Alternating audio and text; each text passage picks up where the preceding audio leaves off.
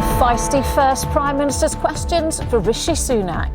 The new PM defended his decision to reinstate the Home Secretary less than a week after she was forced out over a security breach. The Labour leader mocked Mr Sunak, challenging him to an election. The only time he ran in a competitive election, he got trounced by the former Prime Minister, who herself got beaten by a lettuce. Let working people have their say and call a general election. It's a bit rich coming from the person who tried to overturn the biggest democratic vote in our country's history. Also this lunchtime, rescue talks to save Made.com from collapse. The company suspends new orders. We'll have advice if you're a customer. The Big Browns dropping Kanye West over his racist and anti-Semitic comments. And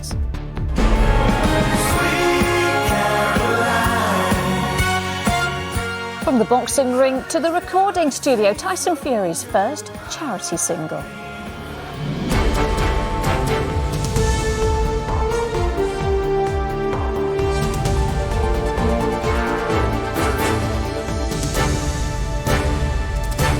This is the ITV Lunchtime News with Lucrezia Millarini. Good afternoon. Rishi Sunak has faced his first Prime Minister's questions this lunchtime, with the Labour leader challenging him over his decision to give the Home Secretary her job back less than a week after she was sacked. Suella Braverman was dismissed by Liz Truss over a security breach. Sir Keir Starmer called it a grubby deal and asked Mr Sunak if officials had any concerns over her return. He then taunted the new PM and demanded a general election. And of the big issues facing Mr Sunak and his Chancellor, the Halloween budget has been delayed until mid-November. Our political correspondent Libby Vina now on the clashes in the comments. He'd said yesterday he wasn't daunted by the challenges that lay ahead as Britain's third Prime Minister in as many months. But the churn at the top had certainly given the opposition plenty of ammunition. His side cheered as he walked in, and Keir Starmer began with a tribute. And may I welcome the Prime Minister. The first British Asian Prime Minister is a significant moment in our national story. He responded in kind. Well, Mr Speaker, can I thank the right honourable gentleman for his kind and indeed generous welcome to the dispatch box. I look forward to Prime Minister's question time with him, and I know that we will have, no doubt, robust exchanges, but I hope that they can also be serious and grown up. But then, awkwardly, he had to explain why he'd reinstated the Home Secretary, sacked only last week. The Home Secretary made an error of judgment, but she recognised that, she raised the matter, and she accepted her mistake. And that's why I was delighted to welcome back into a united cabinet that brings experience and stability. We can all see what's happened here. He's so weak, he's done a grubby deal, trading national security because he was scared to lose another leadership election. The Labour leader went on to attack him over his non-dom tax policy and his record on helping the less well-off. Even his own side know he's not on the side of working people. That's why the only time he ran in a competitive election, he got trounced by the former Prime Minister, who herself got beaten by a lettuce. So why doesn't he put it to the test, let working people have their say and call a general election? He talks about mandates, about votes, about elections. It's a bit rich coming from the person who tried to overturn the biggest democratic vote in our country's history. The new cabinet contains many old faces, some with a much longer shelf life than a lettuce. But the Chancellor has been in the job less than 2 weeks and has already made one U-turn, announcing the budget due on Halloween will be delayed until November the 17th. People look at this delay and think, hang on, this is because either the Prime Minister wants to check your homework or because the new Secretaries of State are kicking back against the spending cuts you want for them. What is the problem here?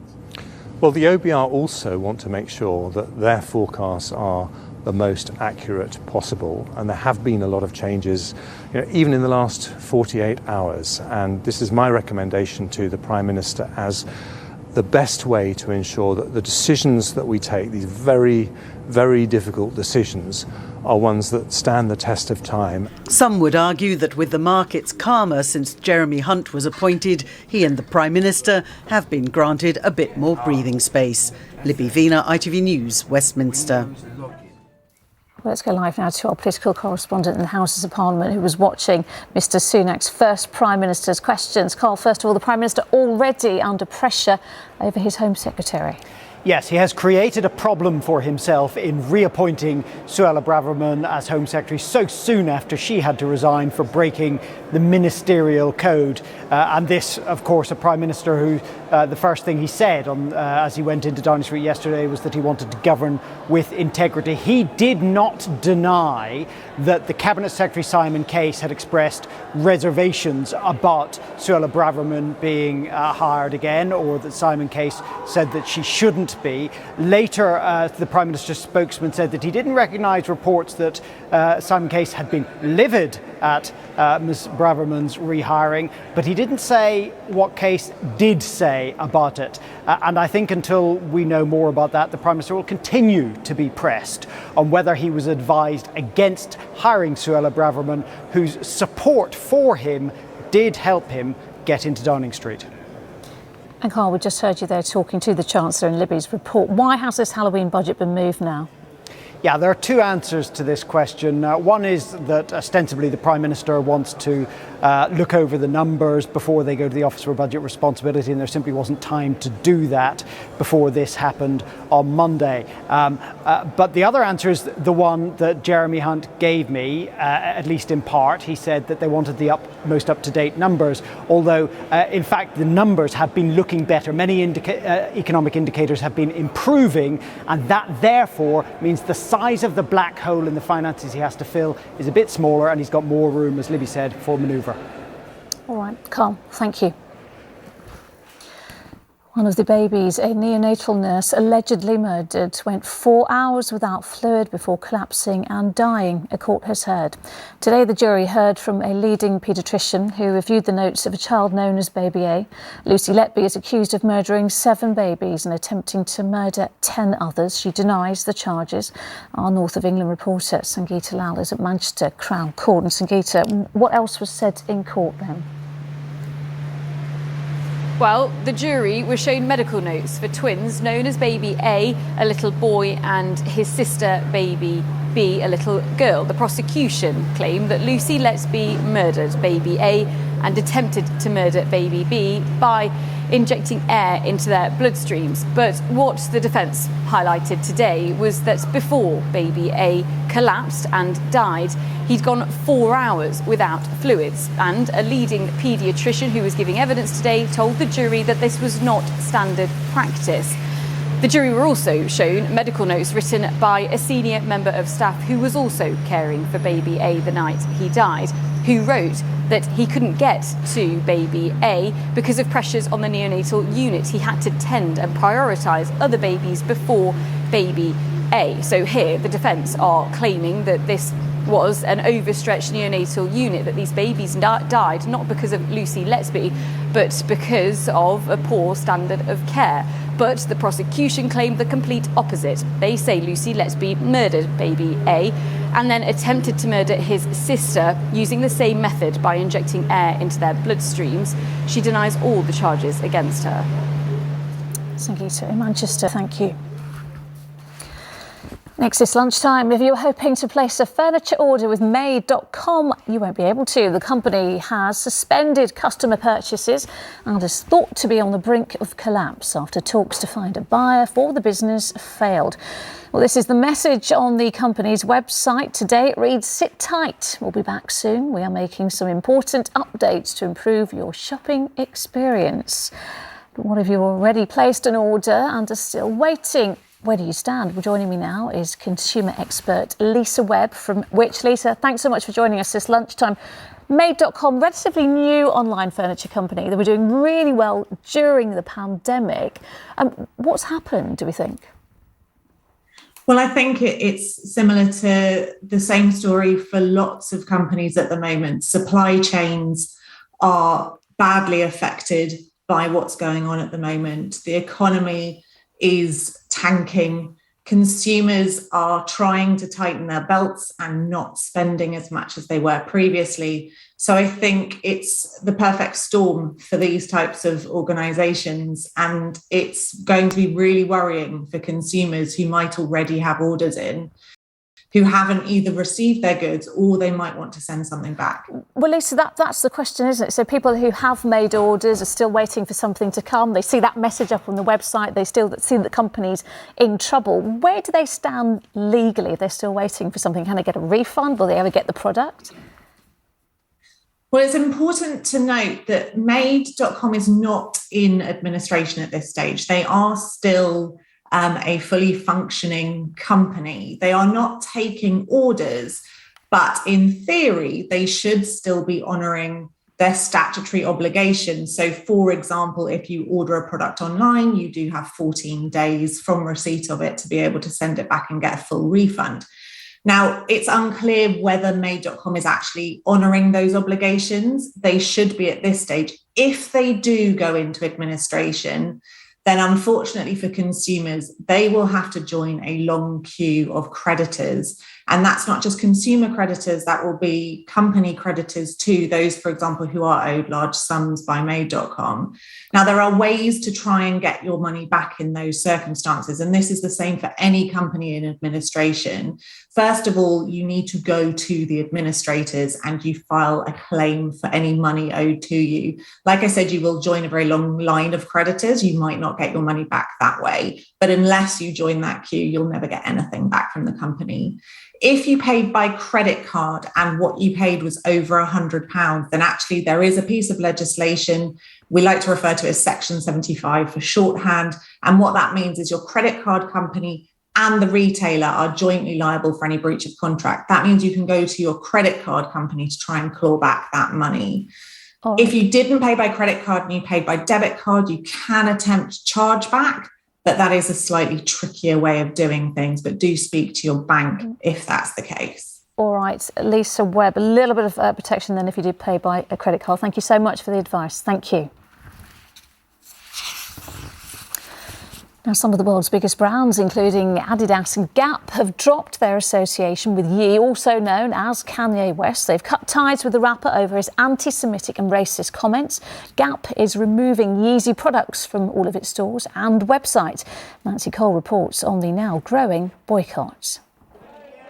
Renowned for his music, fashion and billion-dollar business empire, Kanye West, now known as Ye, famously friends with the former US President Donald Trump, now increasingly infamous for his controversial views. I could say anti-Semitic things and Adidas can't drop me. But the sports brand which sells his Yeezy line has severed ties with the rapper, calling his recent anti-Semitic comments unacceptable, hateful and dangerous, a move that's seen his net worth more than halve in value. High fashion house Balenciaga were the first to cut ties with Kanye last week. Gap has now also removed Yeezy products from its stores, saying anti-Semitism, racism and hate in any form are inexcusable. It follows a series of stunts by Kanye in recent weeks voicing anti-Semitic views. Kosher Dills, a Jewish rapper, says many fans are divided. But the sad thing is, no one really wants to hate Kanye. A lot of people respect his art, especially he has tons of Jewish fans, and it puts us all in a predicament that now we're like, well, what do we do now? 18 years, she got one of your kids, got you for 18 years. With his Yeezy brand off the shelves, for now, Kanye's music remains untouched, though he's reportedly been dropped by his record label and the talent agency CAA. The music streaming service Spotify, which has condemned his views, say his music won't be removed from the platform. Now no longer a billionaire, could his views soon cost his music career too? Nancy Cole, ITV News. A row has broken out ahead of the proposed closure of Doncaster Sheffield Airport. The airport, which employs around 800 people, is due to wind down from Monday after owners said it was no longer profitable. But the Mayor of Doncaster has accused the owners of stripping critical assets ahead of the closure, which could make it unsaleable. Ellie Pitt is there for us this lunchtime. Ellie, lots of wrangling and finger pointing and many jobs on the line. And that's the bottom line, Lucrezia. 800 airport jobs are at risk, as well as many others at local hotels and taxi firms that rely on it being here. And I've spoken to passengers coming off flights from Spain this morning who say they'd be really disappointed if this airport closed. This is just the latest development in the ongoing issue over its closure. The Mayor of Doncaster starting legal proceedings about the suspicions that the owners' Peel Group have started stripping the site of assets and infrastructure that could be useful to potential future owners. But Peel Group have said today that they made it clear they'd start winding down the site when they announced that they plan to close it at the end of October last month. That decision, they said, they've made because they haven't made a profit running this airport in the nearly 25 years they've been doing so. The Mayor of Doncaster insists that the council can help cover the costs of running the airport while new owners are potentially found. But the time to do that and get them in place is running out. All right, Ellie, thank you. The energy crisis is pushing more people onto prepayment gas and electricity meters, which pushes up their bills. The comparison website Uswitch researched the issue and found 60,000 new meters were installed in the 6 months to March, reversing a long-term trend of the numbers falling. Well, I'm joined now by Richard Newdegg from Uswitch. Richard, why is this happening? Well, we've seen this trend, as you say, from last winter of meters starting to creep up. There are a number of reasons why you could see prepayment meters being installed, but quite commonly it happens when customers fall into debt on meters where you pay in advance, paid by direct debit. If you go onto a prepayment meter, they do what they say on the tin. You have to put the money in advance. But the big problem is with them is if you don't fill it up with enough money and you go through any emergency credit, they will turn off. So you can actually be sat there with the electricity and the heating off. This is incredibly concerning, given what we're going through at the moment with the cost of energy. Absolutely, and we saw this trend from last winter, but now we're seeing rates even higher under the current guarantee that the government has. Now that's going to end 6 months rather than the full 2 years, and we don't yet know what's going to happen for those most vulnerable customers, quite a lot of which are on these types of meters. So it's so important that they're really prioritised in what help's going to be available. So in terms of prioritising them and giving them help and support, what can they do themselves? How can they approach the energy suppliers to get help and get assistance? If you're on one of these prepayment meters and you want to get off of it, you can request that of the supplier, but you normally need to make sure you've cleared the debt that you might have with them historically. But if you move into a property that has one of these types of meters and you want to get away from them because they're more expensive than standard meters as well, have a conversation with your supplier, say, I don't have debt, move me onto a standard meter, and they'll normally engage in constructively in how to move you. Can you refuse to have one of these? So when you're in that situation with debt and it gets really bad, sometimes they can even be installed under warrant. So sometimes customers are actually forced to take these meters. Normally, if you're in a conversation around debt, have a real conversation with your supplier, come up with a plan and try to avoid being nudged down that route. But as the energy crisis gets worse, the real warning shot we have here is we're worried about the trend increasing. We're worried about more people being forced onto these meters. And critically, it's not just a financial issue. If the meters click off and your heating is shut off because you haven't fed it with enough money, it's a health issue as well. That is the worry as well, because there is a campaign saying, don't pay. If you can't pay your bills, don't pay your bills, but that can lead to a lot more trouble down the line. Yeah, as a consumer advocate, we never give the advice that it's the right thing to do to protest by not paying your bills if you can. There's a difference between refusing to and just not being able to afford to. Have a constructive conversation with your supplier if you're struggling to afford those bills. You don't want to be put down a road where you're forced to have one of these meters when you otherwise wouldn't have been put there. All right, Richard, lots of good advice there, and certainly a very worrying time for many. Thank you so much for coming to talk to us. Thank you. We have help and advice, of course, for anyone struggling with the cost of living crisis online. That's itv.com/cost of living. The country's biggest airport, Heathrow, has warned it could impose a cap on passenger numbers at busy times around Christmas. A 100,000 daily limit was imposed over the summer because of staff shortages and will be lifted at the end of the month. But it warned if it could return, it needed to avoid flight cancellations in the run-up to the festive period. The airport is now recruiting 25,000 staff. Finally, the heavyweight champion taking on the charts for charity. Tyson Fury is well known for his sing-alongs and now he's going pro, sort of. He's about to release a cover of Sweet Caroline, all for a good cause. Sharon Thomas has more. Touching me, touching you. He loves to belt out a classic. And this is a Tyson Fury favourite. The two-time world heavyweight champion has hit the recording studio for his take on the Neil Diamond classic that's become something of an anthem in so many sporting arenas. England football fans have adopted it as their own. It was part of the Lionesses' victory roar after they won the Euros this year.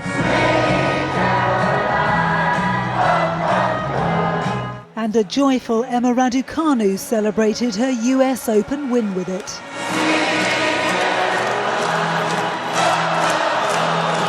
All proceeds from this version are for a men's mental health charity. Sweet Caroline comes on and it gets the crowd going, no matter what sport it is. We all love it. As British sports fans, we love Sweet Caroline, especially before a major event. Tyson is a champion inside the ring and he's a champion outside the ring regarding mental health. So to have almost a mental health ambassador that Tyson is now, it's incredible for our charity. And we're hoping that it will get men talking. More men will come to Talk Club and open up.